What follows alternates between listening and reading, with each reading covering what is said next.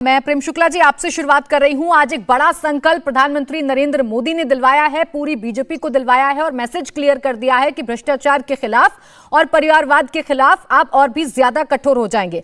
तो मैं ये मानूं कि इस संकल्पबद्धता अब आपके अपनी पार्टी के भीतर भी नजर आएगी। जितने भी भ्रष्टाचारी आपकी पार्टी के भीतर हैं, जिन पर आरोप लगे हैं, या फिर जो परिवारवाद आपकी पार्टी के अंदर लगातार विपक्ष कहता है कि है, उसके खिलाफ भी अब आपके कदम उठने शुरू हो जाएंगे। निश्चित तौर पर भ्रष्टाचारी का मतलब सारे भ्रष्टाचारी, और पार्टी के भीतर कोई भ्रष्टाचारी है नहीं। किसी पर भ्रष्टाचार का आरोप आप मुझे बताइए ना। भारतीय जनता पार्टी में क्या कोई कन्विक्टेड व्यक्ति है? अभी शक्ति यादव जी की पार्टी का अध्यक्ष ही कन्विक्टेड व्यक्ति है। आदरणीय लालू प्रसाद यादव जी सजा याफ्ता व्यक्ति हैं। भारतीय जनता पार्टी में संभव हो सकता है क्या कि कोई सजा याफ्ता व्यक्ति किसी मंडल का भी अध्यक्ष हो सकता है क्या? राष्ट्रीय अध्यक्ष होने की तो कल्पना ही छोड़ दीजिए। तो भारतीय जनता पार्टी बिल्कुल भ्रष्टाचार पर जीरो टॉलरेंस की पॉलिसी भारतीय जनता पार्टी की है। और वंशवाद की जहां तक बात है, भारतीय जनता पार्टी में अब लालू जी का बेटा तेजस्वी ही उप मुख्यमंत्री होगा।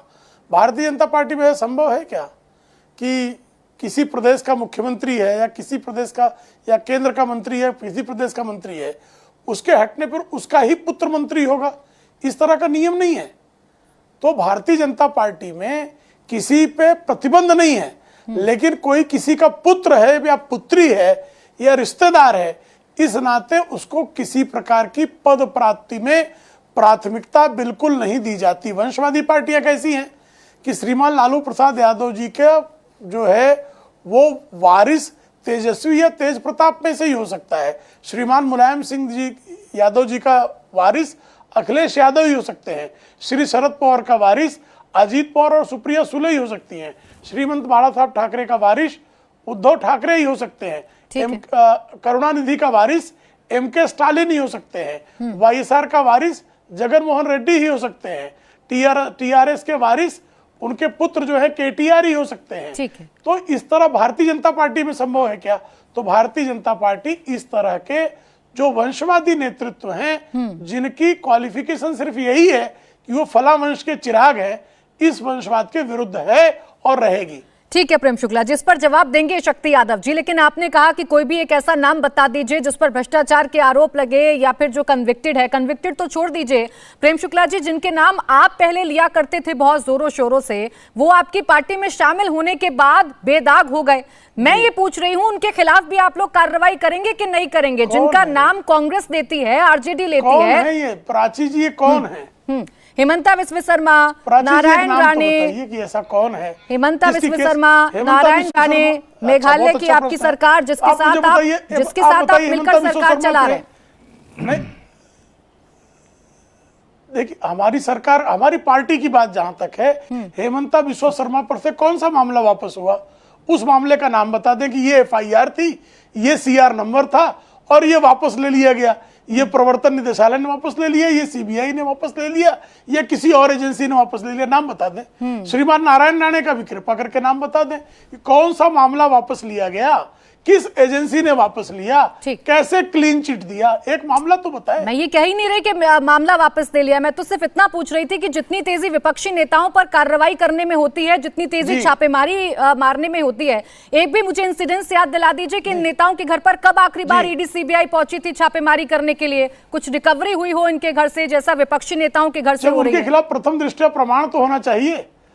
प्राची जी, अच्छा प्रश्न है आपका। आप हाई कोर्ट के आदेश के बाद, नेशनल हेराल्ड का मामला होता है, हाई कोर्ट के आदेश के बाद ममता बनर्जी की पार्टी पर मामला दर्ज होता है, हाई कोर्ट के आदेश के बाद हेमंत सोरेन पर मामला दर्ज होता है, हाई कोर्ट के आदेश के बाद अनिल देशमुख पर मामला दर्ज होता है। अब इनको भी नहीं स्वीकार है, हाई कोर्ट के आदेश को भी अस्वीकार कर दे। भारतीय जनता पार्टी के किस नेता के खिलाफ प्रथम दृष्टया प्रमाण या किसी अदालत का आदेश है? नाम बताएं। ठीक है अर्शप्रीत जी, ईडी सीबीआई जो कार्रवाई कर रही है, भ्रष्टाचार के खिलाफ जो कड़ा रुख सरकार ने अपना रखा है, एजेंसियों ने अपना रखा है, वो आगे भी यूं ही जारी रहेगा। ये आज पीएम ने एक बार फिर से क्लियर कर दिया है। जिसे आप लोग अत्याचार बताते हैं, उसे पीएम भ्रष्टाचार के खिलाफ सबसे बड़ी कार्रवाई बताते हैं। इसमें क्या गलत लगने लगता है आप लोगों को?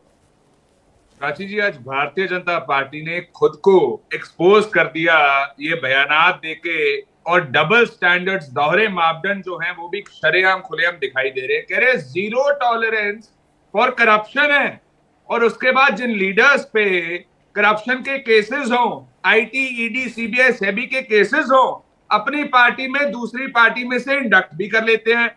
नारायण राणे साहब को कर लिया, मुकुल रॉय साहब को कर लिया, शुभेंदु अधिकारी साहब को कर लिया, हिमंता बिस्वा शर्मा साहब को कर लिया, कैप्टन अमरिंदर सिंह साहब को कर लिया, और मैं जाते ही जा सकता हूं। लेकिन भारतीय जनता पार्टी एक तरफ कह रही है जीरो टॉलरेंस फॉर करप्शन, दूसरी तरफ जिनके खिलाफ केसेस चल रहे हैं उनको अपनी पार्टी में शामिल कर लेती है। तो दोहरे मापदंड का सर्टिफिकेट भारतीय जनता पार्टी ने यह बयान देके खुद को दे दिया है। दूसरी बात ये करते हैं बात डायनास्टी की, बात करते हैं वंशवाद की। तो मैं इनसे पूछता हूं, ज्योतिरादित्य सिंधिया साहब को, निर्मला सीतारमण जी को, अनुराग ठाकुर साहब को, किरण रिजिजू को, धर्मेंद्र प्रधान साहब को, पीयूष गोयल जी को, इनको अपनी पार्टी में आपने क्यों लिया? क्योंकि जो आप कह रहे हैं उसको आप कॉन्ट्राडिक्ट खुद ब खुद कर रहे हैं। तो भारतीय जनता पार्टी पहले अपना स्टैंड क्लियर कर ले, थोड़ी क्लैरिटी ले आए, उसके बाद ऐसे बयान जारी करे भारतीय जनता पार्टी।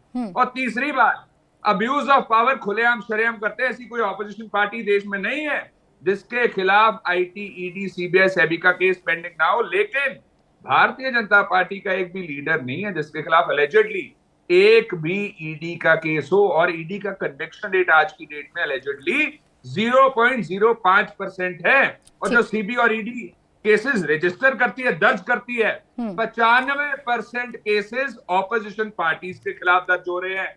और भारतीय जनता पार्टी के पास कौन सी ऐसी वॉशिंग मशीन है? इंडिया टीवी हर वक्त हर जगह डाउनलोड करने के लिए सर्च करें India TV news Google play store या ऐप स्टोर पर।